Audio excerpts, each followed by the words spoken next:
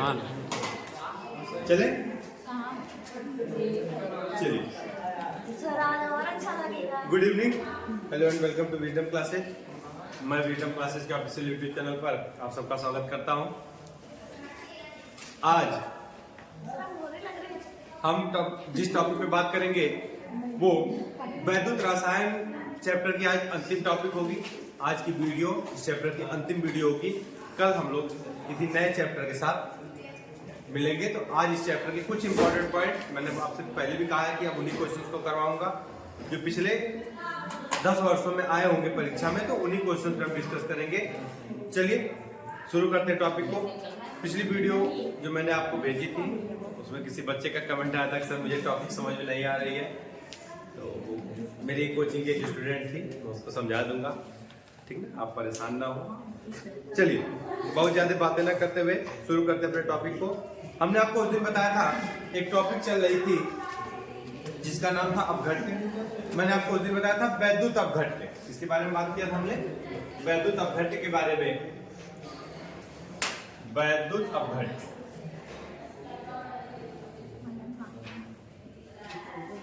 मैं जब इसको एक्सप्लेन करा था तो मैंने आपको बताया था कि वैद्युत अपघट्य दो प्रकार के होते हैं, प्रबल वैद्युत अपघट्य और दुर्बल वैद्युत अपघट्य। दुर्बल वैद्युत अपघट्य के कॉन्सेप्ट पे मैंने ओस्टवाल्ड के तंत्र का नियम करवाया था। उसके अलावा कोलराउस का नियम, प्रीवियस वीडियो में ये टॉपिक खत्म हो चुकी है। आज हम इसके दो भागों को देख लेते हैं कि वैद्युत अपघट्य के जो दो भाग होते हैं, जिनमें से पहला है प्रबल और दूसरा है दुर्बल। चूंकि ये क्वेश्चन दोनों क्वेश्चन 2019 में पूछे गए हैं, इसलिए इसको एक बार फिर से आप ध्यान से पढ़ेंगे। कहना क्या चाहता तो ये डालिए, प्रबल विद्युत अपघट्य।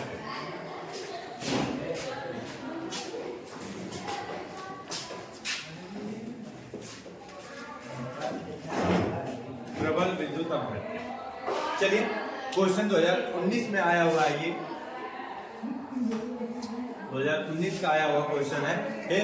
बच्चों तो बताओ ब्लू वाले से आ रहा है क्या? सही दिख रहा है? नहीं दिखाई दे रहा? चलिए काले वाले से कंटिन्यू करते हैं। देखिए, वे विद्युत अपघट्य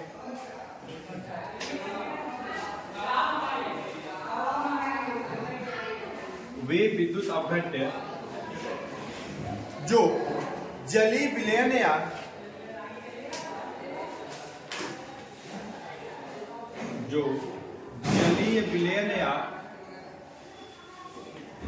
अन्य ध्रुवीय माध्यमों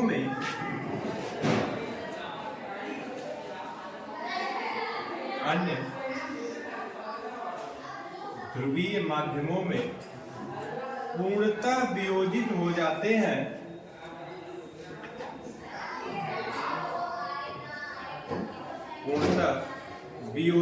जाते हैं, प्रबल विद्युत अपघट्य कहलाते हैं।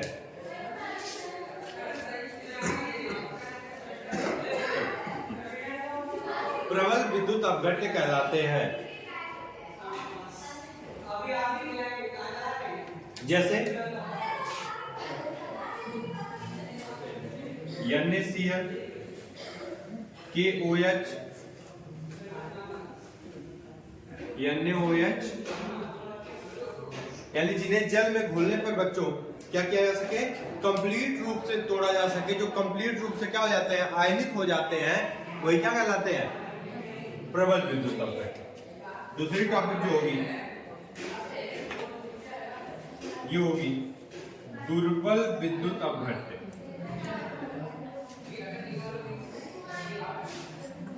देखिए, अब जो पूर्ण रूप से टूट जा रहे हैं उन्हें हम क्या कहेंगे, प्रबल। तो जो क्या हो, आंशिक रूप से टूटते हैं या आंशिक रूप से वियोजित होते हैं, उन्हें हम क्या कहते हैं, दुर्बल विद्युत अपघट्य। क्या हो जाएगा, वे विद्युत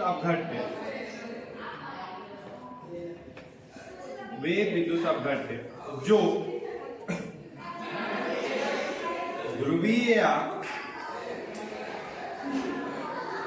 जलीय विलयन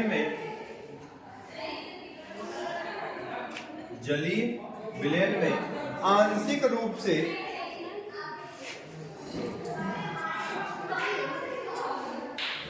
आंशिक रूप से वियोजित होते हैं।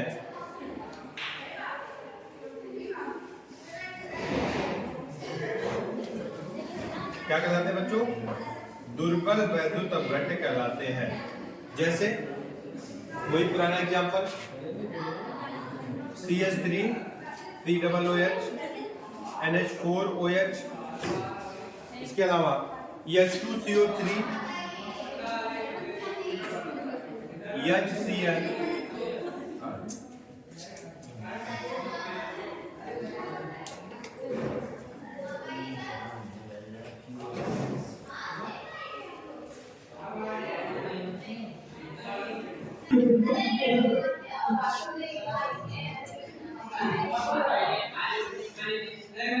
चलिए अब अगली टॉपिक पे चलते हैं।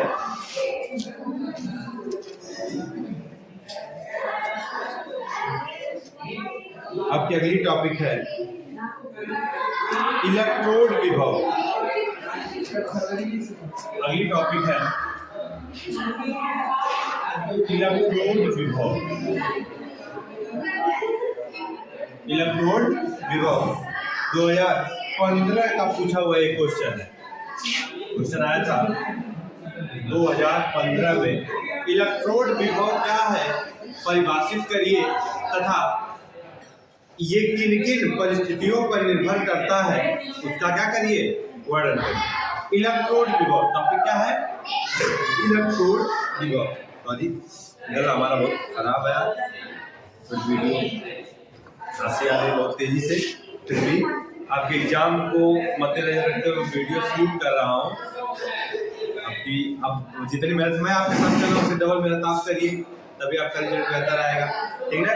और मेहनत करने का मतलब थोड़ा चैनल को दबा के शेयर करिए, सब्सक्राइब करवाइए दोस्तों से, ठीक है। चलिए इलेक्ट्रोड विभव देखिए।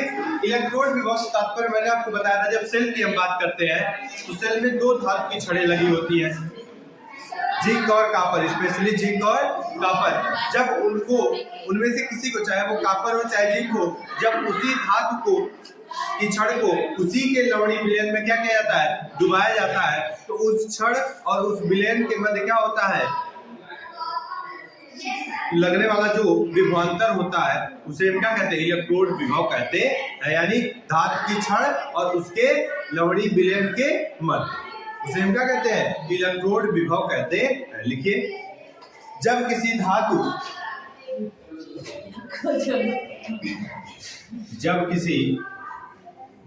की छड़ को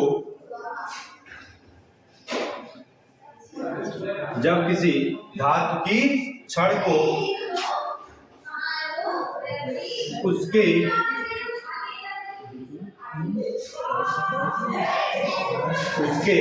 जलीय विलयन में या लवणीय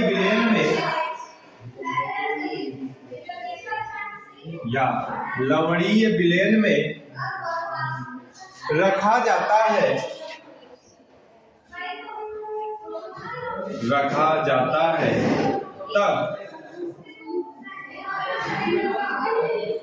तब धातु की छड़ तथा उसके संपर्क स्थल पर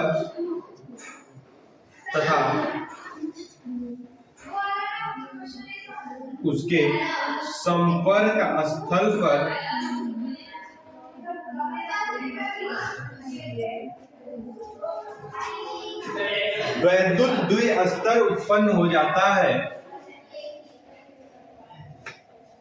द्विस्तर उत्पन्न हो जाता है। द्विस्तर क्या होता है, उत्पन्न हो जाता है, जिनके परिणाम स्वरूप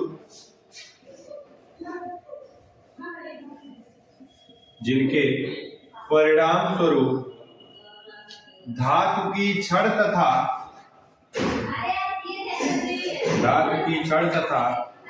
उसके लवणीय विलयन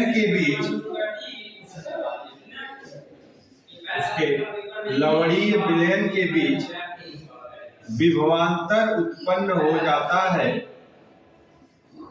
विभवांतर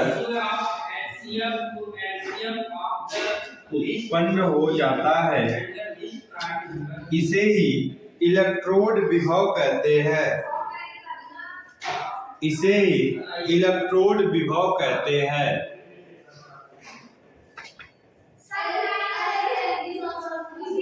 इलेक्ट्रोड विभव कहते हैं। इसे ई से व्यक्त करते हैं, कैपिटल ई से प्रदर्शित करते हैं या व्यक्त करते हैं, जिसे वोल्ट में मापा जाता है। इसका कैलकुलेशन बच्चों किसमें किया जाता है? वोल्ट में।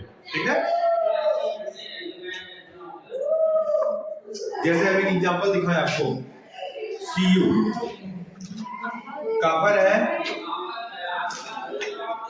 जब हम कॉपर को क्या करेंगे, उसी के लवणी विलयन में डुबाएंगे तो कॉपर से क्या होगा, 2 इलेक्ट्रॉन क्या हो जाएगा, बाहर निकलेगा। यानी क्या रहना, जब उनके संपर्क में रखा जाता है तो विद्युत द्विस्तर उत्पन्न हो जाता है, जिसके परिणाम स्वरूप धातु की छड़ और उसके लवणी विलयन के बीच क्या उत्पन्न हो जाता है, विभवांतर। क्या उत्पन्न हो जाता है, विभवांतर। और उसे हम क्या कहते हैं, इलेक्ट्रोड विभव कहते हैं। तो अगर कॉपर का इलेक्ट्रोड विभव पूछे तो क्या हो जाएगा, Cu+2 + 2 इलेक्ट्रॉन बाहर। समझ आएगा आपका? अगर ये जिंक का होता तो जड़न हो जाता। स्पेशली बैटरियों में 2 ही प्रकार के इलेक्ट्रोड प्रयोग किए जाते हैं, 2 ही प्रकार की धातुएं होती है, एक कॉपर दूसरी जिंक। कॉपर सल्फेट और जिंक सल्फेट, इन्हीं दोनों का क्या होता है, विलयन होता है। जो लवणी विलयन होता है वो अगर कॉपर की छड़ होगी तो कॉपर सल्फेट और जिंक की छड़ होगी तो जिंक सल्फेट। समझ रहे बात को? ये आप टॉपिक पढ़े हुए किसमें, बैटरी। इसी में अगला पॉइंट है कि ये जो इलेक्ट्रोड विभव होता है किन किन कारकों पर निर्भर करता है। कारक मतलब वह परिस्थितियां जिसके कारण क्या हो, उसमें कोई परिवर्तन हो जाए। समझ में आई बात है? तो देख लीजिए कारक क्या है। इलेक्ट्रोड विभव निम्न कारकों पर निर्भर करता है। निम्न कारकों पर निर्भर करता। कारक मैंने आपको पहले दिन भी बताया था कि सबसे इंपॉर्टेंट जो होता है वो क्या होता है, ताप। दूसरा चालक की प्रकृति।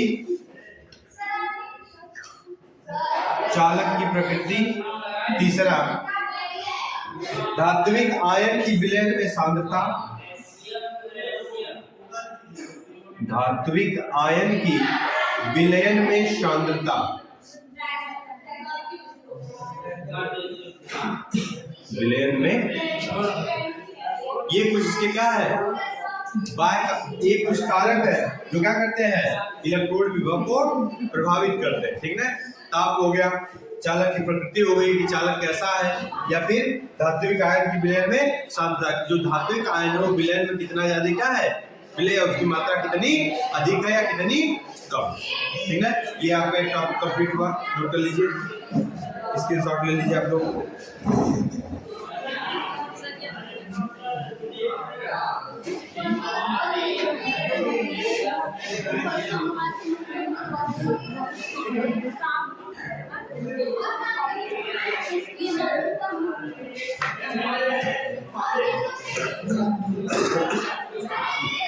क्या हुआ?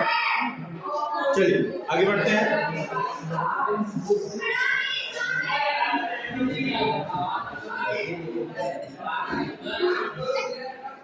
इलेक्ट्रोड विभव के बाद अगले क्वेश्चन की जो डिस्कस करेंगे, अगली जो टॉपिक होगी वैद्युत रासायनिक श्रेणी।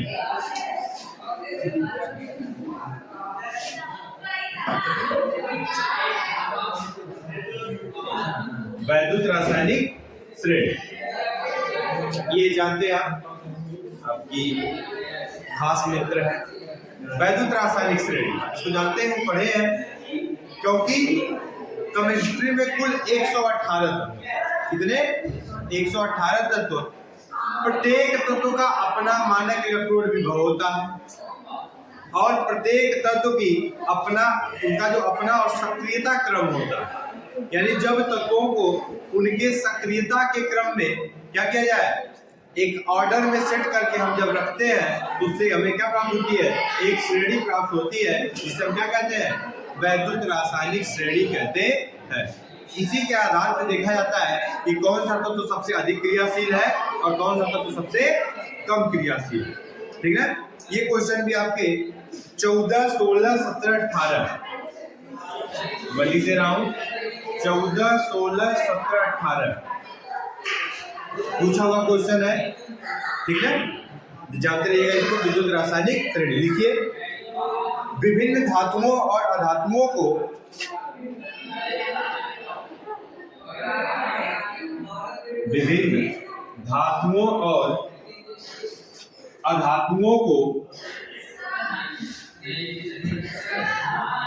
उनके मानक इलेक्ट्रोड विभव के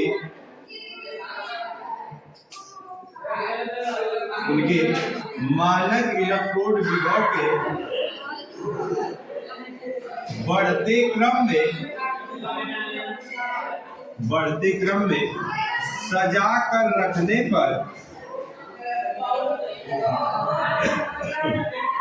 एक श्रेणी प्राप्त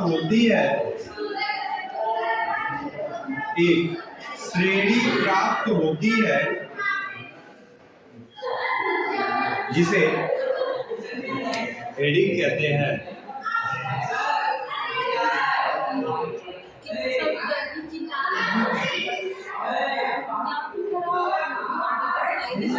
देख लीजिए, इसका एक ट्रिक होता है याद करने का, ट्रिक याद रखिएगा।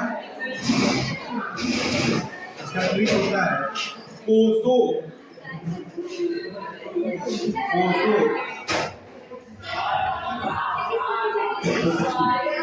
पोसो कैमी एजी आले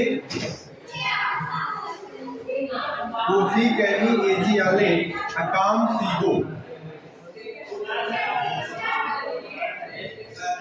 इसका एक ट्रिक होता है पोसो कैमी एजी ओले अकाम सीगो।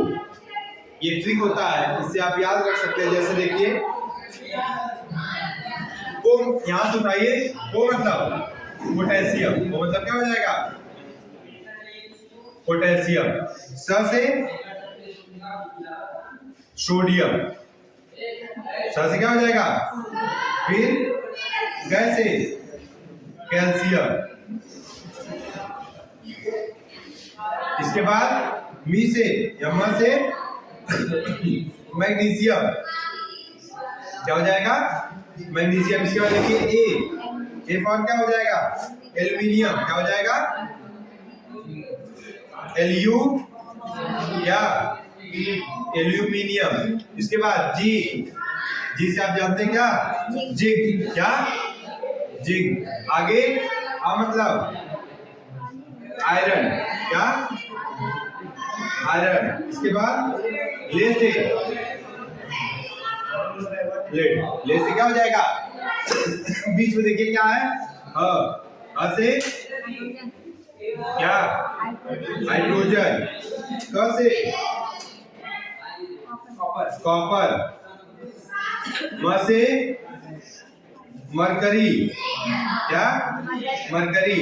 सी से सिल्वर, क्या सिल्वर।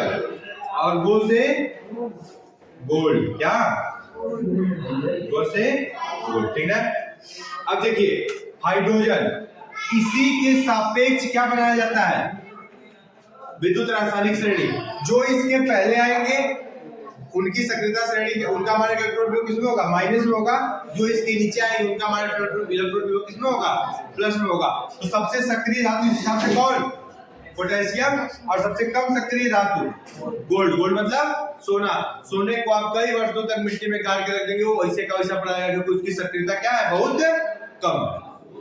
इसकी दूसरी ट्रिक, ये तो एक शॉर्ट ट्रिक है, एग्जाम में आपको मिल जाएगी, कंपटीशन में भी ये काम देती है। एक दूसरी ट्रिक होती है जिसमें लिथियम से स्टार्ट किया था, लिख बासर काला मगर मंजन कर पैकेट कोनी सन पवाऊ एचजी एकपट।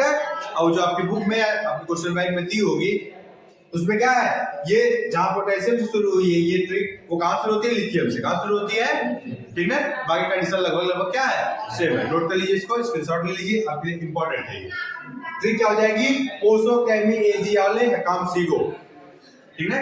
इससे आप इसको क्या कर सकते हैं आसानी से याद कर सकते हैं। नोट कर लीजिए, स्क्रीनशॉट ले लीजिए भाई यूट्यूब वाले।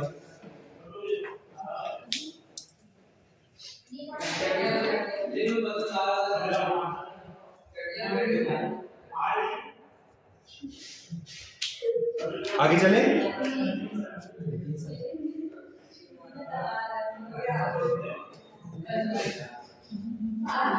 मिटा देना है, ठीक है। एक टॉपिक और है, खत्म करते हैं इसको आज जल्दी से जल्दी, क्योंकि अब समय बहुत कम है, अभी चैप्टर बहुत है। सारे टॉपिक पे थोड़ी थोड़ी डिस्कशन हो जाए परीक्षा से पहले। चलिए, इसके कुछ प्रमुख लक्षण है, आप लक्षण लिख लीजिए, एक्सप्लेन बोल दे रहा हूं, आप नोट करते हुए चलिए, लिखने की जरूरत नहीं, लिख लीजिए प्रमुख लक्षण। पहला लिखिए, श्रेणी में ऊपर से नीचे जाने पर, श्रेणी में ऊपर से नीचे जाने पर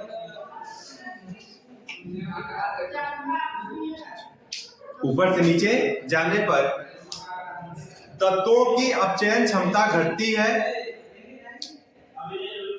तत्वों की अपचयन क्षमता घटती है।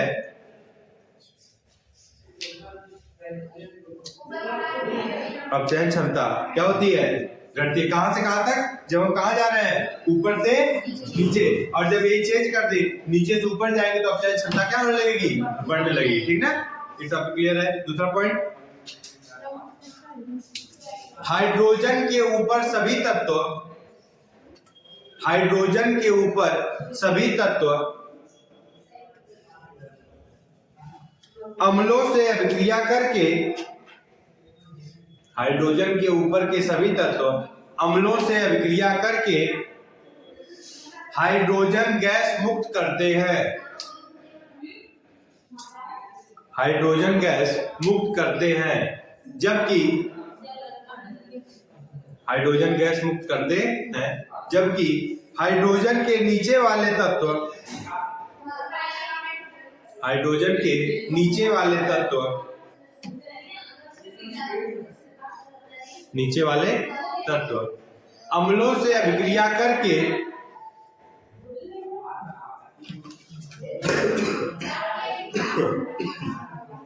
अम्लों से अभिक्रिया करके हाइड्रोजन मुक्त नहीं करते, हाइड्रोजन गैस मुक्त नहीं करते। चलिए नेक्स्ट पॉइंट, जिस तत्व का अपचयन विभव, जिस तत्व का अपचयन विभव जितना कम होगा, अपचयन विभव जितना कम होगा, जितना कम होगा वह उतना प्रबल अपचायक होगा, वह उतना प्रबल अपचायक होगा।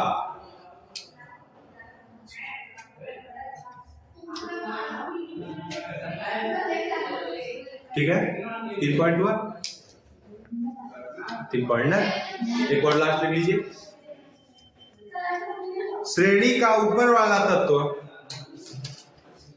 श्रेणी का ऊपर वाला तत्व नीचे वाले तत्व को, नीचे वाले तत्व को उसके विलयन से,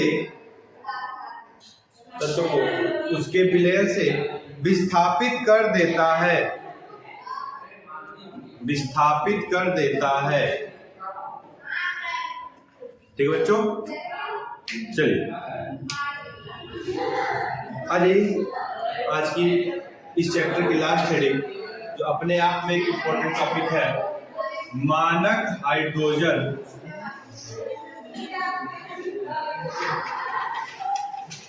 मानक हाइड्रोजन इलेक्ट्रोड।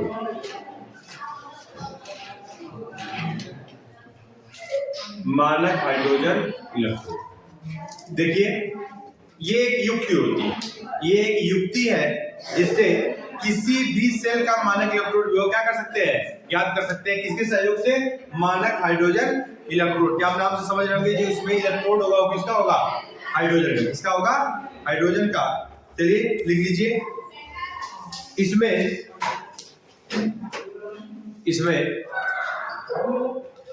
कांच की नली में, इसमें कांच की नली में बंद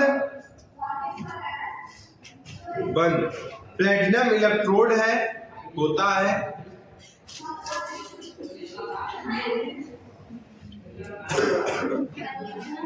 प्लेटिनम इलेक्ट्रोड होता है जिस पर सूक्ष्म विभाजित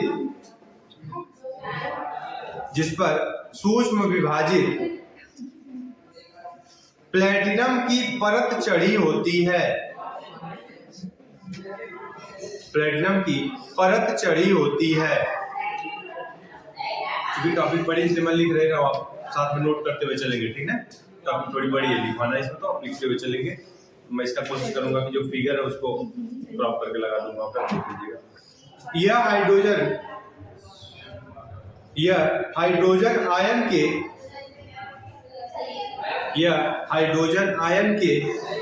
1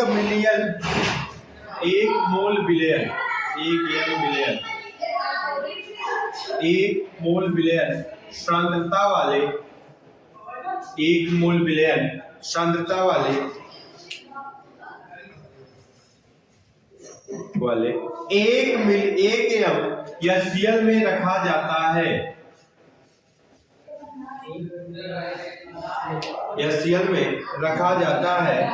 जिस पर एक वायुमंडलीय दाब 1 एटीएम, वायुमंडलीय दाब को क्या कहते हैं? ATM, 1 ATM. जिस पर एक वायुमंडलीय दाब पर शुद्ध H2 गैस निरंतर प्रवाहित होती है।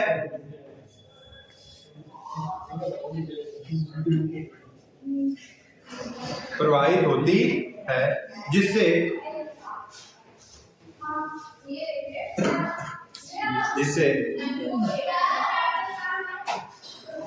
प्लेटिनम पर उपस्थित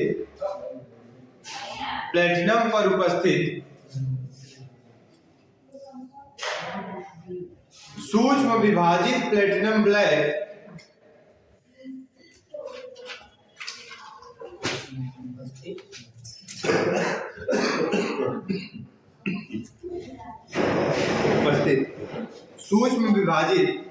प्लेटिनम ब्लैक हाइड्रोजन को अवशोषित कर लेता है।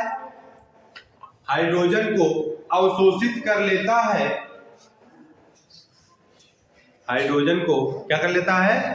अवशोषित कर लेता है और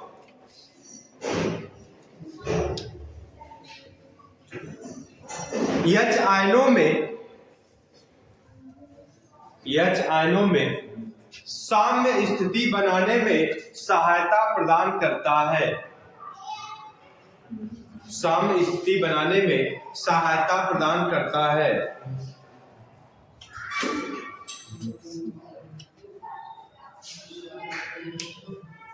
ठीक है। रिएक्शन क्या हो जाएगा? तो आप जानते हैं कैथोड पर रिएक्शन होता है, दूसरा एनोड पर।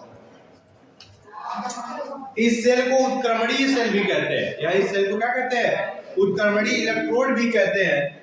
कौन सा? उत्क्रमणीय इलेक्ट्रोड। क्योंकि इसमें एनोड और कैथोड दोनों का काम कौन करता है? मानक हाइड्रोजन इलेक्ट्रोड। समझ आई बात ना? इसे हम क्या कहते हैं? उत्क्रमणीय इलेक्ट्रोड। नोट कर लीजिए, इसे उत्क्रमणीय इलेक्ट्रोड भी कहा जाता है।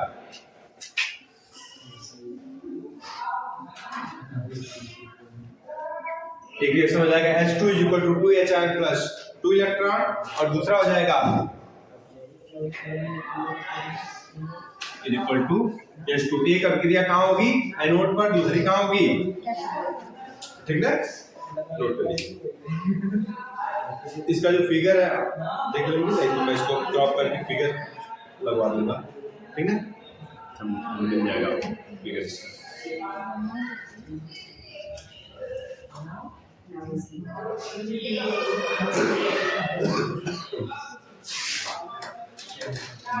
हो गया। अब लिख लीजिए उपयोग, मानक हाइड्रोजन इलेक्ट्रोड के उपयोग लिख लीजिए, चैप्टर खत्म।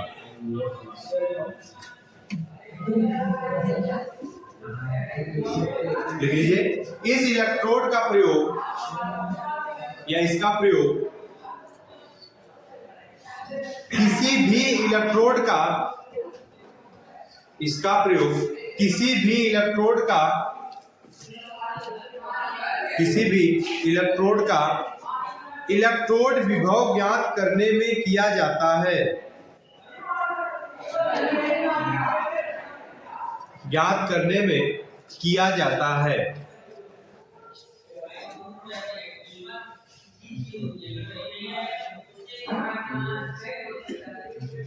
हो गया?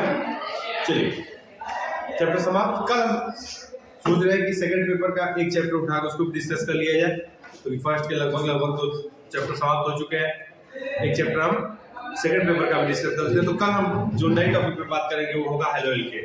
और आप जानते हैं आपके लिए कितनी इंपॉर्टेंट टॉपिक है हेलो एलके, क्योंकि कई ऐसे रिएक्शन, कई ऐसे फार्मूले जो आपको उस चैप्टर से देखने को मिलते हैं और कई वन लाइनर क्वेश्चन भी जो क्या है आपको मिलते हैं। चलिए हर दिन की तरह वो लास्ट के 2 क्वेश्चन जो हम करते हैं उसको भी याद देखते हैं। क्या क्वेश्चन आज का भाई? क्वेश्चन कह रहा है 19 और 20 का क्वेश्चन पूछा हुआ क्वेश्चन, 2019 और 20 का पूछा हुआ क्वेश्चन है। पहला, एसीटोन को शांत सल्फ्यूरिक अम्ल के साथ एसीटोन की अभिक्रिया शांत सल्फ्यूरिक अम्ल के साथ, किसकी अभिक्रिया? एसीटोन की अभिक्रिया, एसीटोन की अभिक्रिया शांत सल्फ्यूरिक अम्ल के साथ मींस H2SO4। एसीटोन का फार्मूला आप जानते हैं CH3COCH3। क्या हो जाएगा? CH3COCH3। किससे अभिक्रिया करवानी है?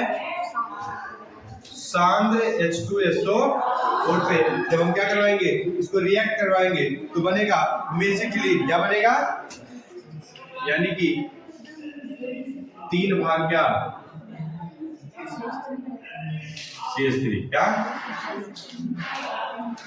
प्लस, देखिए कितना भाग कार्बन था? 2, तो 3 भाग क्या हो गया, निकल गया। अभी बचा कितना है?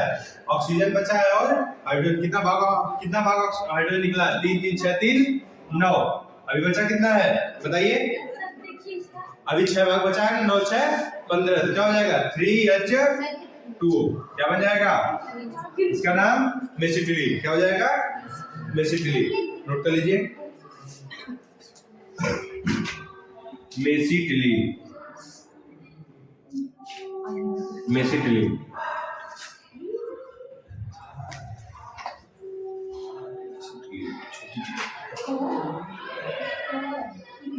मेसिटिलीन। चलिए दूसरा क्वेश्चन,